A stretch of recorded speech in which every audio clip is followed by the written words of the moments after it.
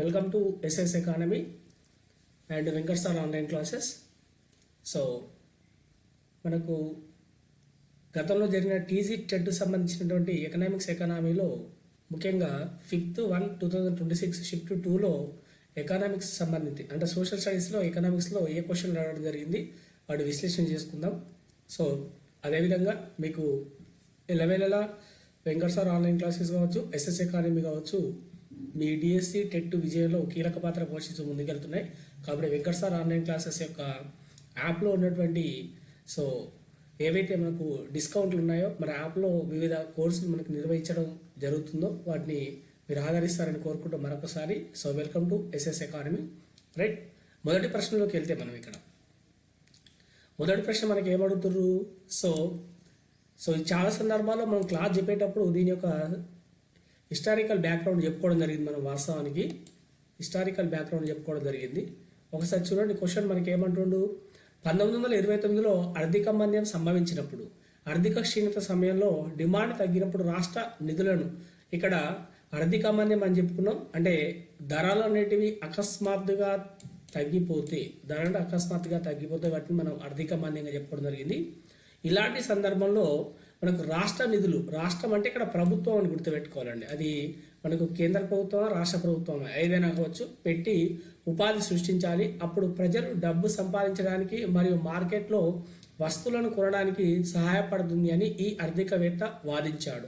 అంటే స్థూలంగా ఇక్కడ ఏంటంటే ఆర్థిక మాంద్యం వచ్చినప్పుడు సో సాంప్రదాయ ఆర్థికవేత్తలు ఏమంటారు, సప్లై తన డిమాండ్ తాను సూచించుకుంటుంది, ప్రభుత్వ జోక్యం అవసరం లేదు, ప్రైవేట్ జోక్యమే చూసుకుంటుందని చెప్పడం జరుగుతుంది. కానీ ఇక్కడ ప్రైవేట్ వాళ్ళు చేతులు ఎత్తేసారు కాబట్టి ప్రభుత్వం జోక్యం చేసుకోవాలని చెప్పి మనకు ప్రభుత్వ జోక్యం చేసుకొని డబ్బు ఖర్చు పెట్టి మనకు ప్రజలకు ఆదాయాలు సృష్టించాలి, తద్వారా మార్కెట్లో కొనుగోలు శక్తి పెరుగుతుందని చెప్పేసి సూచించినటువంటి ఆర్థికవేత్త ఎవరని చెప్పేసి మనకి ఇక్కడ అడగడం జరిగింది వాస్తవానికి.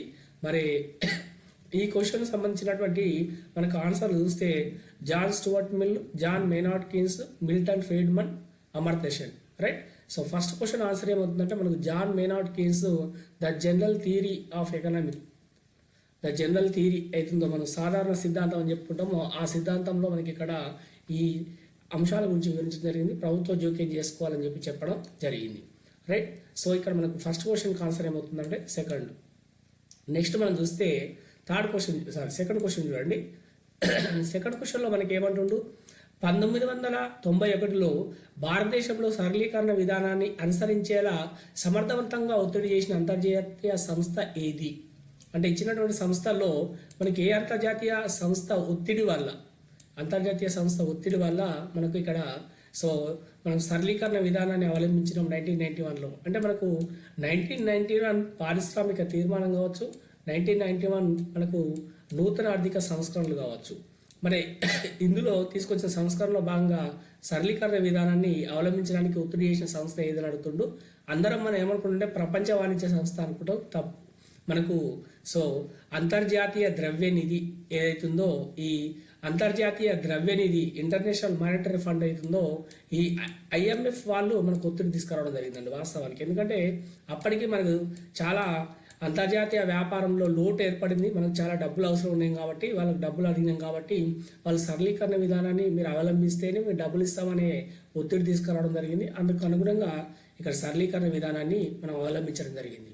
రైట్, ఈ క్వశ్చన్కి ఆన్సర్ ఏంటంటే థర్డ్ అని ఇక్కడ మనం గుర్తుపెట్టుకోవాలి. Second question answer third. ఇది చాలాసార్లు అడిగినటువంటి ప్రశ్న అండి. మనకి ఇక్కడ చాలా సందర్భాల్లో చాలా క్వశ్చన్ పేపర్లో కూడా ఈ ప్రశ్న మనకు రిపీటెడ్గా వస్తుంది. రైట్, సో తర్వాత మనం చూస్తే మహాత్మా గాంధీ జాతీయ గ్రామీణ ఉపాధి హామీ చట్టం యొక్క ప్రాథమిక ఉద్దేశం. సో ఇది కంటెంట్ బుక్లోనే ఉంది. మనకు కొత్తగా దీన్ని పేరు మార్చిరు కాబట్టి మనకి దీని గురించి కూడా మనకు క్వశ్చన్ అడుగుతున్నారు. రైట్, అంటే మనకు మహాత్మా గాంధీ ఉపాధి హామీ చట్టం యొక్క ప్రాథమిక ఉద్దేశం ఏందని అడుగుతుంది డైరెక్ట్గా. పట్టణ మౌలిక సదుపాయాల అభివృద్ధి ప్రోత్సహిస్తుందనేది 1, గ్రామీణ ప్రాంతాల్లో ఉచిత ఆరోగ్య సంరక్షణ అందించడం అనేది 2, గ్రామీణ పరిశ్రమలలో విదేశీ పెట్టుబడులు ప్రోత్సహించడం అనేది 3, గ్రామీణ కుటుంబాలలో హామీతో కూడిన ఉపాధి అందించడం. కాబట్టి ఈ 3 కాదండి, మనకు ఆ పదంలోనే అంటే ఉపాధి హామీ అనే పదంలోనే ఉంది. గ్రామీణ కుటుంబాలలో హామీతో కూడిన ఉపాధిని అందించడం కాబట్టి 4th వన్ కరెక్ట్ అవుతుంది. థర్డ్ క్వశ్చన్ కానీ ఇక్కడ మనం గుర్తుపెట్టుకోవాలి. రైట్. ఇది ఈజీగా మనం ఫైండ్ అవుట్ చేసుకుంటాం ఇక్కడ మనకు, రైట్. సో నెక్స్ట్ చూడండి, కింది వాటిలో ఒకటి ద్రవ్యం యొక్క విధి కాదు. మీకు చాలా సందర్భాలు చెప్తాను మీకు నేను. ద్రవ్యం గురించి ఖచ్చితంగా మన క్వశ్చన్ అడుగుతున్నాడు. సో మిత్రులారా, ఖచ్చితంగా ద్రవ్యం గురించి మనం గుర్తుపెట్టుకోవాలని చెప్పి పదే పదే మీకు చెప్తూనే ఉంటా. కాబట్టి ద్రవ్యం యొక్క విధి కాదు ఏదని అడిగిండు. వినిమయ మాధ్యమం, వస్తువులు లేదా సేవలను నేరుగా సృష్టించడానికి డబ్బును ఉపయోగించడం, విలువ నిల్వ, విలువ బదిలీ, రైట్. మనకు వినిమయ మాధ్యమం కూడా మనకు ద్రవ్యం యొక్క విధి అవుతుంది. అసలు ద్రవ్యం పుట్టిందే వినిమయ మాధ్యమం కోసం. తర్వాత విలువ నిల్వ కోసం కూడా మనకు ద్రవ్యం ఉపయోగిస్తుంది ఒక విధిగా, విలువ బదిలీ చేయడానికి కూడా ద్రవ్యం ఉపయోగిస్తుంది ఒక విధిగా. కాబట్టి మనకు ఫోర్త్ క్వశ్చన్ ఆన్సర్ ఏంటంటే వస్తువులు లేదా సేవలను నేరుగా సృష్టించడానికి డబ్బును ఉపయోగించడం అవుతుందో ఇది ద్రవ్యం యొక్క విధి కాదు. ఎందుకంటే ద్రవ్యం విధులు మనం రెండు రకాలుగా, అంటే సో ప్రాథమిక విధులు, ద్వితీయ విధులు అని చెప్పుకుంటాం. ప్రతి దానిలో 2 విధుల్లో మొత్తం 4 విధుల్లో కూడా మనకు ఇవి లేదు. కాబట్టి మనకు ఫోర్త్ క్వశ్చన్ ఆన్సర్ ఏమవుతుందంటే సెకండ్ అవుతుందని గుర్తుపెట్టుకోవాలి, రైట్. సో నెక్స్ట్ మనం చూస్తే ఫిఫ్త్ క్వశ్చన్ ఏమంటుండు, కింది వాటిలో ఒకటి ప్రభుత్వ పన్ను రాబడికి కిందికి వస్తుంది అన్నాడు ఇక్కడ డైరెక్ట్గా. ఇది కూడా సింపుల్గా అడిగిండు. కింది వాటిలో ప్రభుత్వ పన్ను రాబడి కిందికి వస్తుంది, ఏది ప్రభుత్వ పన్ను రాబడి అని అడుగుతుంది. ఇచ్చిన దానిలో కస్టమ్ సుంకములు, ప్రభుత్వం ఇచ్చే రుణాల నుండి వడ్డీ, ప్రభుత్వ రంగ సంస్థల డివిడెండ్లు మరియు లాభాలు, ప్రభుత్వం అందించే సేవలకు రుసుములు మరియు ఛార్జీలు, రైట్. ఇక్కడ మనం ఇవన్నీ చూస్తే మనకి ఏమవుతుందని మనం గమనిస్తే ఈ రుసుములు మరియు ఛార్జీలు అనేది మనకు పన్నేతర రాబడి అని చెప్పుకుంటాం. ఇది పన్నేతర రాబడి అని చెప్పుకుంటాం. కాబట్టి ఇది పన్నేతర రాబడి కాబట్టి మనకు ఇది పన్ను కిందికి రాదు, రైట్. ప్రభుత్వ రంగ సంస్థల డివిడెండ్లు మరియు లాభాలు, ఇది మన జనరల్గా ఇది కూడా మనకు పన్నేతర రాబడిగానే మనం చెప్పుకుంటాం. ఇది కూడా జనరల్గా మనకు మూలధన రాబడిగా మనం చెప్పుకోవచ్చు. మళ్ళీ ప్రభుత్వం నుంచే ఇచ్చే రుణాల నుండి వచ్చేటువంటి వడ్డీ, ఇది కూడా మనకు మూలధన రాబడులుగానే మనం చెప్పుకుంటాం. కాబట్టి ఇక్కడ పన్ను రాబడులు ఇవి 3 కాదు, పన్నుకు సంబంధించిన రాబడులు ఇవి 3 కాదు. మరి ఇక్కడ మనకు పన్ను రాబడి కిందికి ఏది వస్తుందంటే కస్టమ్ సుంకాలు అవుతుందో ఇది వస్తుంది. కాబట్టి డైరెక్ట్ క్వశ్చన్కు ఫిఫ్త్ క్వశ్చన్కు డైరెక్ట్ ఫస్ట్ ఆన్సర్ అని మనం చెప్పుకోవచ్చు, రైట్. కన్ఫ్యూజ్ కావద్దని, ఇక్కడ కన్ఫ్యూజ్ కావడానికి ఇచ్చింది ఇక్కడ పన్ను రాబడి అన్నాడు కాబట్టి డైరెక్ట్ కస్టమ్ సుంకాలే అని ఇక్కడ మనం గుర్తుపెట్టుకోవాలి, రైట్. సిక్స్త్ క్వశ్చన్ చూడండి, ఇది చాలా సందర్భం, అంటే మనకి సెక్షన్ 1లో అడిగిండు, సెక్షన్ 2లో కూడా ఇలాంటి క్వశ్చన్ అడిగిండండి. అక్కడ వేరే విధంగా అడిగింది, ఇక్కడ వేరే విధంగా అడిగింది మనకి ఇక్కడ. సో గమనించుకోవాలి దీన్ని మనం, రైట్. ఏమంటుండు, పన్ను చెల్లింపుదారుల ఆదాయం పెరిగినప్పటికీ పన్ను రేటు మారకుండా ఉన్న వ్యవస్థను ఇలా అంటారు.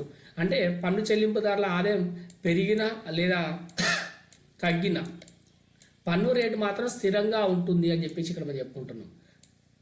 ఆదాయం పెరిగినా తగ్గినా పన్ను రేటు స్థిరంగా ఉంటుంది. మరి ఏంది ప్రోగ్రెసివ్ ట్యాక్స్ అంటే, సో ఆదాయం పెరిగితే పన్ను రేటు పెరుగుతుంది. మరి రిగ్రెసివ్ ట్యాక్స్ అంటే ఆదాయం పెరిగితే పన్ను రేటు తగ్గుతుంది. మరి డిగ్రెసివ్ ట్యాక్స్ అంటే జనరల్గా మనకు ఒక స్థాయి వరకు ఆదాయం పెరిగినప్పుడు పన్ను రేటు పెరిగి ఒక స్థాయి తర్వాత మళ్ళీ స్థిరంగా కొనసాగుతుంది. మరి ఇక ప్రొపోర్షనల్ ట్యాక్స్ అంటే ఆదాయం పెరిగినా తగ్గినా పన్ను రేటు స్థిరంగా ఉండేతుందో దాన్ని మనం ప్రొపోర్షనల్ ట్యాక్స్గా మనం చెప్పుకుంటాం. సో ఇక్కడ మనకు సిక్స్త్ క్వశ్చన్ ఆన్సర్ ఏమవుతుందంటే 3 అవుతుందని ఇక్కడ మనం గుర్తుపెట్టుకోవాలి. సిక్స్త్ క్వశ్చన్ ఆన్సర్ ఏమవుతుందంటే మనకు 3 అవుతుందని ఇక్కడ మనం గుర్తుపెట్టుకోవాలి, రైట్. నెక్స్ట్ చూడండి, so 7th question, 1 April 1930 private యాజమాన్యంలోని మొదట వాటాదారుల బ్యాంకుగా స్థాపించబడిన రిజర్వ్ బ్యాంక్ ఆఫ్ ఇండియాను ఈరోజు ప్రభుత్వం జాతీయం చేసుకుంది. అంటే సో ఆర్బీఐ అనేది మనకి ఇక్కడ ఏ విధంగా ఏర్పడింది మొదట్లో అంటే, ఆర్బీఐ అనేది మనకు మొదట్లో మనకి ఏ విధంగా ఏర్పడిందంటే, సో మనకు ఒక ప్రైవేట్ యాజమాన్యంతో పాటుగా ప్రభుత్వం కొంత వాటా ఇచ్చి ఇది ఏర్పాటు చేసుకోవడం జరిగింది. కాబట్టి పూర్తిగా ప్రభుత్వ యాజమాన్యం కాదండి. మరి దాన్ని ఎప్పుడు మనం జాతీయం అంటే పూర్తిగా 100% మనకు ప్రభుత్వ ఆధీనంలోకి తీసుకున్నారు అంటే అప్పుడు జాతీయం చేసిందని చెప్పుకోవచ్చు. ప్రభుత్వం జాతీయం మీన్ ఇక్కడ ఏంటంటే పూర్తిగా 100% ప్రభుత్వ ఆధీనంలోకి తీసుకోవడము అని ఇక్కడ మనం చెప్పుకోవచ్చు. మరి ఎప్పుడు అది 1 ఏప్రిల్ 1936, 1 ఏప్రిల్ 1949, 1 జనవరి 1949, సో 1 జనవరి 1948, రైట్. సో కరెక్ట్ చూస్తే మనకి ఇక్కడ సో 1 ఏప్రిల్ 1949 అనేది మనకు కరెక్ట్ ఆన్సర్ అవుతుందని ఇక్కడ మనం గుర్తుపెట్టుకోవాలి. 7th క్వశ్చన్కి ఆన్సరు మనకు సెకండ్ అని ఇక్కడ మనం గుర్తుపెట్టుకోవాలండి, right. So next 8th question చూడండి, కేంద్ర బ్యాంక్ యొక్క బ్యాంకులకు బ్యాంకర్ అంటే, సో మీకు అందరిసారి చెప్తే మనకు ద్రవ్యం గురించి, బ్యాంకింగ్ గురించి, ద్రవ్యోల్బణం గురించి ప్రతిసారి అడుగుతూనే ఉన్నాడు క్వశ్చన్ మనకి రిపీటెడ్గా. కాబట్టి అందులో మనకు బ్యాంకింగ్లో సో డిపాజిట్ల గురించో లేకుంటే ఖాతాల గురించో మరి అదేవిధంగా ఆర్బీఐ గురించి ఖచ్చితంగా అడుగుతున్నాడు ఇక్కడ మనకు. కాబట్టి మరి ఇక్కడ క్వశ్చన్ ఏమంటుండు, కేంద్ర బ్యాంక్ యొక్క బ్యాంకులకు బ్యాంకర్ అంటే ఏమిటి అంటే ఇది కేంద్ర బ్యాంక్ యొక్క విధి ఏది, బ్యాంకులకు బ్యాంకర్, బ్యాంకర్స్ బ్యాంక్ అంటారు ఇక్కడ మనకు, అంటే ఏమిటి అని అడిగిండు. కేంద్ర బ్యాంకు కరెన్సీ నోట్లు మరియు నాణ్యములు జారీ చేస్తుంది ఒక ఆప్షన్. కేంద్ర బ్యాంకు వాణిజ్య బ్యాంకుల నగదు నిల్వలకు సంరక్షకుడిగా పనిచేస్తుంది మరియు వాణిజ్య బ్యాంకులకు స్వల్పకాలిక క్రెడిట్ను అందిస్తుంది. దేశం యొక్క విదేశీ మారక నిల్వలను కేంద్ర బ్యాంకు సంరక్షకుడు. కేంద్ర బ్యాంకు ప్రభుత్వానికి రుణాలు అందిస్తుంది. సో ఇది మనకు ప్రభుత్వానికి రుణాలు అందించడము, సో ప్రభుత్వానికి బ్యాంకుగా పనిచేయడము. దేశం యొక్క విదేశీ మారక నిల్వలు సంరక్షించడం అనేది విదేశీ మారక సంరక్షణ అని చెప్పుకోవచ్చు. కాబట్టి ఇది థర్డ్ కాదు, ఫోర్త్ కాదు. మరి కేంద్ర బ్యాంకు కరెన్సీ నోట్లు జారీ చేస్తూనే దాని యొక్క విధి, కాబట్టి ఇది కూడా కాదు. మనకు బ్యాంకులకు బ్యాంకర్ అంటే ఏంటంటే, సో కేంద్ర బ్యాంకు వాణిజ్య బ్యాంకులు నగదు నిల్వలకు సంరక్షకుడిగా పనిచేస్తుంది మరియు వాణిజ్య బ్యాంకులకు స్వల్పకాలిక క్రెడిట్ అందిస్తుంది. కాబట్టి ఇది మనకు 8th క్వశ్చన్ బ్యాంకులకు బ్యాంకర్ మీనింగ్ ఏంటంటే మనకు సెకండ్ ఆప్షన్ అని చెప్పుకోవచ్చు అండి ఇక్కడ మనకు, right. 8th question option second. So మన 9th క్వశ్చన్లోకి వెళ్తే ఒకసారి చూడండి. 9th క్వశ్చన్లోకి వెళ్తే మనకేమంటుండు, భారత రాజ్యాంగంలోని ఆర్టికల్ 112 మీకు చెప్పిన బడ్జెట్ గురించి చెప్పేటప్పుడు ఆర్టికల్ 112 మనకి ఏం తెలియజేస్తుందని చెప్పేసి చెప్పడం జరిగింది. దీనిని సమర్పించాల్సి ఉంటుంది అన్నాడు. రాబోయే ఆర్థిక సంవత్సరానికి అంచనా వేసిన ఆదాయాలు వ్యయాలను చూపించే వార్షిక ఆర్థిక నివేదిక, ప్రభుత్వ గత 5 సంవత్సరాల ఆర్థిక పనితీరు యొక్క వివరణాత్మక ఖాతా, అన్ని మంత్రిత్వ శాఖలు మరియు విభాగాల పనితీరుపై నివేదిక, ఆర్థిక సంవత్సరంలో పూర్తయిన అభివృద్ధి ప్రాజెక్టుల ప్రకటన. ఇవి మూడు కాదు. మరి ఏమిటంటే రాబోయే ఆర్థిక సంవత్సరానికి అంచనా వేసిన ఆదాయ వ్యయాల చూపించే వార్షిక ఆర్థిక నివేదిక అని చెప్పుకుంటాం. సో జనరల్గా మనకి యాన్యువల్ ఫినాన్షియల్ స్టేట్మెంట్గా చెప్పుకోవడం జరుగుతుంది. సో యాన్యువల్ ఫినాన్షియల్ స్టేట్మెంటే మనకు 9th క్వశ్చన్కి ఆన్సర్ 1 అవుతుందని మనం గుర్తుపెట్టుకోవాలి. చూడండి 10th నుండి ద్రవ్యోల్బణం గురించి అడిగింది మళ్ళీ. సో ద్రవ్యోల్బణం గురించి ఏమంటుండో, ద్రవ్యోల్బణ సమయంలో చలామణిలో ఉన్న ద్రవ్యంను తగ్గించాలని నిర్ణయించుకున్నప్పుడు ప్రభుత్వం అధిక ఆదాయ వర్గాలపై మరి అనేక వినియోగ వస్తువులపై పన్నులు విధిస్తుంది. ఇక్కడ ప్రభుత్వ ఉద్దేశం ఏమిటి అంటే అధిక ఆదాయ వర్గాలపైన వాళ్ళు ఉపయోగించే వినియోగ వస్తువులపైన పన్నులు విధిస్తుంది. ఇక్కడ ప్రభుత్వం యొక్క ఉద్దేశం ఏమిటి అని చెప్పేసి అడుగుతుంది మనకు, రైట్. ప్రజల కొనుగోలు సామర్థ్యాన్ని తగ్గించడము, ధనవంతుల వినియోగ వస్తువులు ఎక్కువ ఖర్చు చేసేలా చేయడము, దిగుమతులను తగ్గించడము, ఎక్కువ ఆదాయాన్ని సంపాదించడానికి దిగుమతులు పెంచడము. సో ఇది అయితే కాదు, దిగుమతులు తగ్గించడం కూడా కాదు, మరి ధనవంతుల వినియోగ వస్తువులపై ఎక్కువ ఖర్చు చేసేలా చేయడం కూడా కాదు. మనకి ఇక్కడ అర్థం చేసుకోవాల్సింది ఏంటంటే ప్రజల కొనుగోలు సామర్థ్యాన్ని తగ్గించడము. అందుకే ద్రవ్యోల్బణ సమయంలో సో ద్రవ్య చలామణి తగ్గించాలి, లేదంటే మనకు ఆ ద్రవ్య చలామణి తగ్గించాలంటే ద్రవ్య సరఫరా తగ్గించాలి. అందుకోసం ఏంటంటే ఇలాంటి పనులు చేస్తుంది. కాబట్టి ప్రజల కొనుగోలు సామర్థ్యాన్ని తగ్గించడం కోసం సో మనకు ఇలాంటి పని చేస్తుందని చెప్పుకోవచ్చు. కరెక్ట్ ఆన్సర్ ఏమవుతుందంటే మనకు సో ఫస్ట్ ఆన్సర్ అవుతుంది, ఇక మనం గుర్తుపెట్టుకోవాలి. సో 11th చూడండి ఒకసారి. 11th క్వశ్చన్ కింది వాటిలో ఒకటి ప్రపంచీకరణ యొక్క అతి ముఖ్యమైనటువంటి లక్షణం అని చెప్పేసి అన్నాడండి ఇక్కడ మనకు. సో కింది వాటిలో ఒకటి ప్రపంచీకరణ యొక్క అతి ముఖ్యమైన లక్షణం దేశాలు ఒకదానికొకటి పూర్తిగా ఒంటరిగా ఉండడం, దేశాల మధ్య పెరిగిన వస్తువులు, సేవలు మరియు మూలధనం యొక్క ప్రవాహం, విదేశీ వాణిజ్యం మరియు పెట్టుబడులపై పరిమితి, దేశీయ ఉత్పత్తి మరియు వినియోగం మాత్రమే. కాబట్టి ప్రపంచీకరణ గ్లోబలైజేషన్ అన్నప్పుడు మనం ఏం చెప్పుకోవచ్చు అంటే సో ఈ ఫస్ట్ది కాదు, థర్డ్ది కాదు, మరియు పరిమితి అన్నాడు కాదు. తర్వాత దేశీయ ఉత్పత్తి మరియు వినియోగంపై మాత్రమే కాదు, విదేశాల్లో కూడా ఉత్పత్తి మరియు వినియోగం చేయాలి. కాబట్టి 11th క్వశ్చన్ ఆన్సర్ ఏంటంటే సెకండ్ వన్ ఇక్కడ మనం చెప్పుకోవచ్చు. కాబట్టి దేశాల మధ్య పెరిగిన వస్తువులు, సేవలు మరియు మూలధనం యొక్క ప్రవాహమే మనకు ప్రపంచీకరణగా మనం చెప్పుకోవడం జరుగుతుంది. కాబట్టి 11th క్వశ్చన్ ఆన్సర్ సెకండ్ అని చెప్పుకోవచ్చు, రైట్. థ్యాంక్ యూ అనండి. సో అక్కడ వెంకటేశ్వర క్లాసెస్ కావచ్చు, ఇక్కడ ఎస్ఎస్ అకాడమీ కావచ్చు, మీకు ఎల్లవేళలా మీకు అనేక రకాలుగా సహాయం చేస్తూ మీకు సో కంటెంట్ అందిస్తూ ముందుకు వెళ్ళడం జరుగుతుంది.